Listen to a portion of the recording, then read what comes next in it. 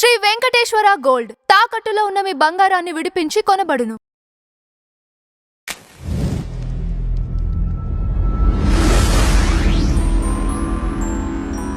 Secular అనేది వీరు చెప్పిన ప్రకారంగా కరెక్టే, నేను చెప్పింది కూడా కరెక్టే. ఎలా అవుతుంది? మీరు నేను చెప్పిన ప్రకారంగా దాంట్లో కూడా మీనింగ్ ఒకటే సార్. సెక్యులర్ కానే కాదు. ఇప్పుడు వీరు చెప్పినది ఏంటంటే ఇన్ బుక్స్ వీరు చెప్పినది, నేను చెప్పినది నా మతాన్ని నేను ఆచరిస్తూ ఇతరులను ఏ విధమైన ద్వేషాలు కానీ ఏ విధమైన ఇబ్బంది కలిగించకుండా జీవిస్తాం. దాంట్లో ఉన్నది కూడా అంతే. సెక్యులర్ అనే పదం వల్ల ఈ భారతదేశ ప్రజలకు వచ్చిన నష్టం అయితే ఏమీ లేదు సార్. అంతకుముందు హిందుత్వం అని కూడా పదం లేదు. ఆయన అప్సెట్ మాట్లాడుతున్నారు, మీరు ఖండించండి. లేదు దానికే వస్తున్నాడు అక్కడ. ఇది ఇప్పుడు ఆయన ఇచ్చిన స్టేట్మెంట్ కి ఆయన ఆక్సిమోరన్ అంటే వ్యతిరేక వ్యాఖ్యానం చేస్తా ఉన్నారు. దాన్ని అంగీకరించారు.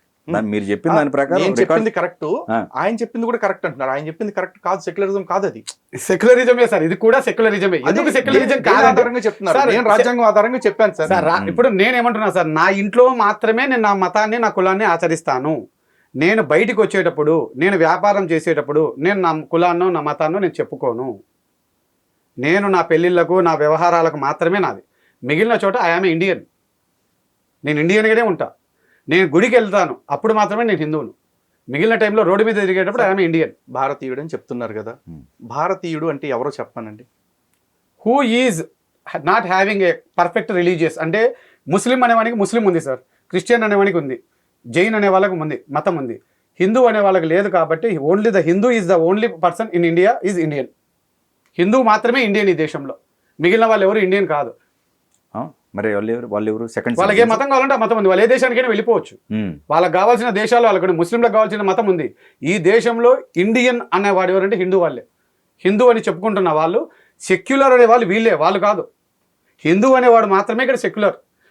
ముస్లిం కాదు. ఈజ్ ఏ ముస్లిం అనేవాడు సెక్యులర్ ఎప్పటికీ కాదు. ఓకే, రైట్, మంచి పాయింట్. వాడు ఎప్పటికీ సెక్యులర్ కాదు. ఇప్పుడు దాని మీద కదా ఇప్పుడు జరుగుతుంది. నేను డిబేట్ కూడా ఇప్పుడు మీరు ఇటే వచ్చేసారు.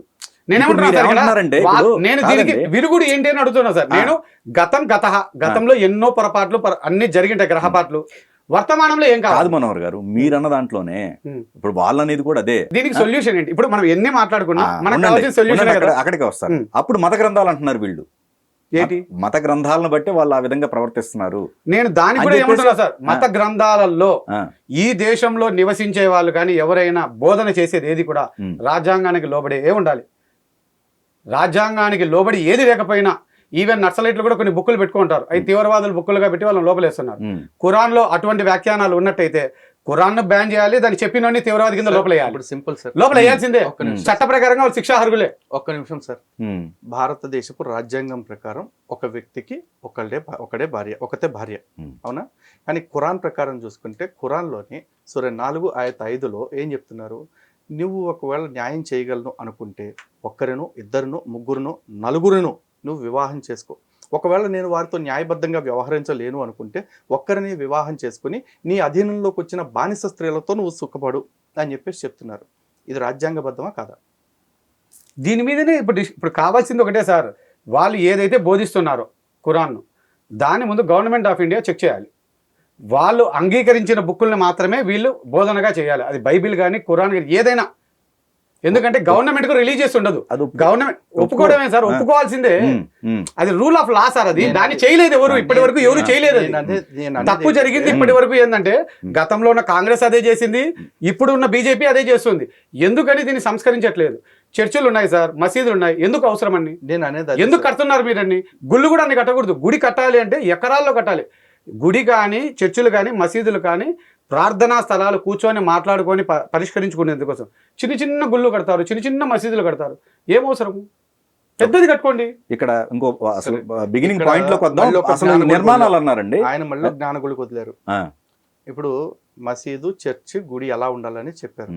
అసలు గుడి యొక్క ఆవశ్యకత ఏంటి, ప్రాధాన్యత ఏంటి? మసీదు, చర్చి యొక్క ఆవశ్యకత ఏంటి, ప్రాధాన్యత ఏంటి వారికి తెలుసా? వారు అక్కడ కూర్చొని వారి యొక్క సమస్యల్ని చెప్పుకుంటూ, వాళ్ళు కావాల్సిన ప్రేయర్ చేసుకుంటూ వాళ్ళ యొక్క అభివృద్ధి కోసమే వాటిని నిర్మించుకున్నారు సార్. గతం నుంచి ఇప్పటి వరకు కూడా, ఈ అనాది కాలం నుంచి ఏ మతంలోనైనా సరే, ఈ మతం అని కాదు, ప్రతి మతంలోనూ వాళ్ళు కూర్చొని ప్రేయర్ చేసుకుంటూ వారి సమస్యలను పరిష్కారం కోసం ఏర్పాటు చేయబడినవే అవన్నీ. వారు ఒక మాట అన్నారు, అనాది కాలం నుంచి ఇందుకు ఏర్పాటు చేశారని. అవును. అనాది అనే అంత సీన్ వాళ్ళకి లేదండి. ఎందుకంటే 2000 సంవత్సరాల క్రితం ఒక మతం పుట్టింది, 1400 సంవత్సరాల క్రితం ఒక మతం పుట్టింది. అనాది కాదు, ఆది తెలుసు వాళ్ళకి. 2000 సంవత్సరాల క్రితం, 1400 సంవత్సరాల క్రితం మొదలైంది వాళ్ళది. కానీ సనాతనం అనాది. ఎందుకంటే ఎప్పుడు మొదలైందో ఎవ్వరికీ తెలియదు కాబట్టి. కానీ సనాతన ధర్మంలో విగ్రహారాధన మేము చేస్తున్నాం, దేవాలయాలు దేవతార్చన చేస్తున్నాం. ఆ దేవాలయంలోకి వెళ్ళి ఓ వినాయకుడి విగ్రహమా, ఓ లక్ష్మీదేవి విగ్రహం అని మేము అడగం. స్వామి విఘ్నేశ్వర, అమ్మ లక్ష్మీదేవి అని చెప్పేసి అమ్మవారితోనూ స్వామివారితోనే మేము మాట్లాడతాం. ఎందుకంటే ఆ విగ్రహాల్లో ప్రాణప్రతిష్ఠ చేస్తూ అందులో సాక్షాత్తు భగవంతుడు ఉన్నాడు అని మేము నమ్ముతున్నాం. కానీ ఏ క్రైస్తవునైనా సరే, ఏ ముస్లింనైనా సరే పిలిచి మసీదులో భగవంతుడు ఉన్నాడా, చర్చిలో భగవంతుడు ఉన్నాడా అని అడగండి. బైబిల్లో క్లియర్గా ఉంది, హస్తకృత ఆలయములందు దేవుడు నివసింపడు అని చెప్పేసి చెప్తున్నారు. ఖురాన్లో కూడా అది మాకు ప్రార్థనా స్థలమే తప్ప అది భగవంతుడు ఉండే స్థలం కాదు, భగవంతుడు ఉండే స్థలం వేరే ఉంది అని చెప్పేసి నమ్ముతారు. మరి భగవంతుడు లేనప్పుడు, అది కేవలం ప్రార్థనా స్థలమే అయినప్పుడు, ఏదన్నా రోడ్ వైడనింగ్లో ఒక గుడిని పక్కకు జరపాలి అంటే పెద్ద మనసుతో మేము ఒప్పుకుంటున్నాం కదా. మరి అసలు దేవుడే లేడు అని చెప్తున్నా మీరు మీ ప్రార్థనా స్థలాన్ని పక్కకు జరిపి కట్టుకోవటానికి మాత్రం ఎందుకు ఒప్పుకోవట్లా?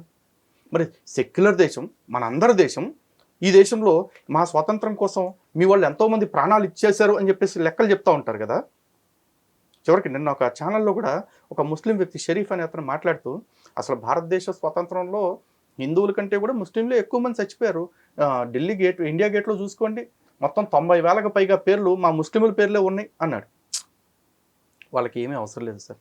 ఇప్పుడు అఫీషియల్ రికార్డ్స్తో పని లేదు, మాకు అనిపించింది చెప్పేసే ఉంటారు సార్ లాగే. ఎందుకంటే నిజానికి ఇండియా గేట్ మీద ఉన్న పేర్లు ఏవైతే ఉన్నాయో అవి భారతదేశపు స్వతంత్ర పోరాటాలు ఎవరు చచ్చిపోలా.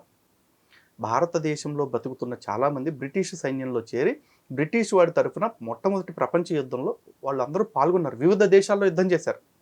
వాళ్ళు 70,000 మంది చనిపోయారు. అందులో ముస్లింలు కూడా ఉన్నారు.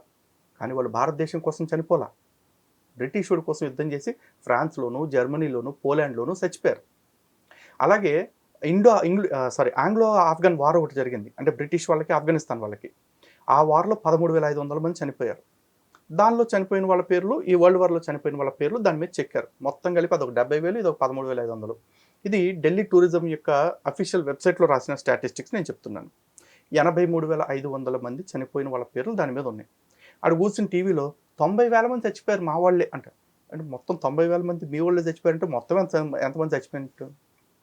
పైగా వాళ్ళు ఎవరి కోసం చచ్చిపోయారు? బ్రిటిష్ వాడి కోసం పోరాడి చచ్చిపోయారు. ఈ దేశపు స్వతంత్ర వీరులు ఎట్ట అవుతారు వాళ్ళు? అది కట్టించింది ఎవరు? బ్రిటిష్ వాళ్ళు.